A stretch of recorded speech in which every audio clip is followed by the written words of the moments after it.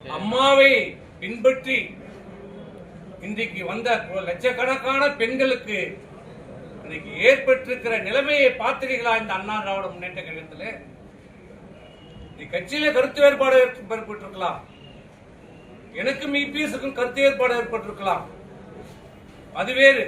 கருத்து வேறுபாடு உங்களுக்கும் எனக்கும், கட்சிக்கு நமக்கு தான் பேசுறோம். நீங்க நடவடிக்கை எடுக்கிறீங்க, அது உங்களுக்கு உரிமை இருக்குது, அதிகாரம் இருக்குது, நீங்க எடுக்கிறீங்க.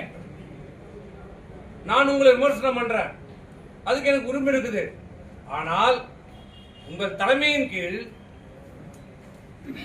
உங்கள் நேரடி பார்வையில இன்றைக்கு இந்த இயக்கத்தில் உழைத்துக் கொண்டிருக்கிற அம்மாவை பின்பற்றி இந்த கழகத்துக்கு வந்த பெண்களை தரக்குறைவாக மானபங்கப்படுத்தி, அவமானப்படுத்தி, கேவலப்படுத்தி இப்படிப்பட்ட செய்திகளை பரப்புகின்ற நபர்களை ஊக்குவித்துக் கொண்டிருக்கிற தலைமை இன்றைக்கு. இது நியாயமா?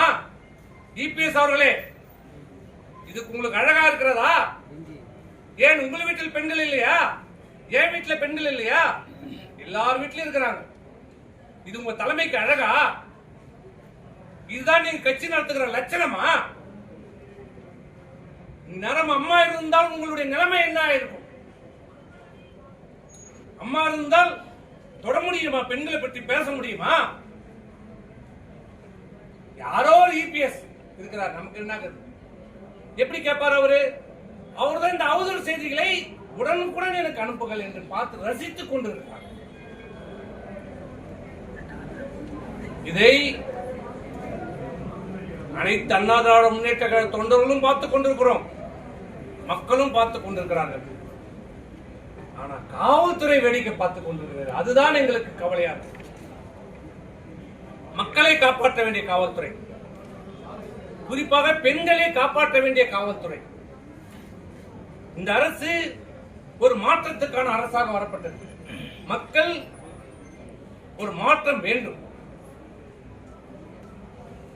ஆட்சி முறையிலே ஒரு மாற்றம் வேண்டும், நல்லாட்சி வேண்டும் என்று ஒரு மாற்றத்துக்காக தான் இன்றைக்கு முதலமைச்சர் அவர்களுக்கு பெருவாரான வாக்குகள் அளித்து இன்றைக்கு முதலமைச்சராக அமர வைத்து பார்த்திருக்கிறார்.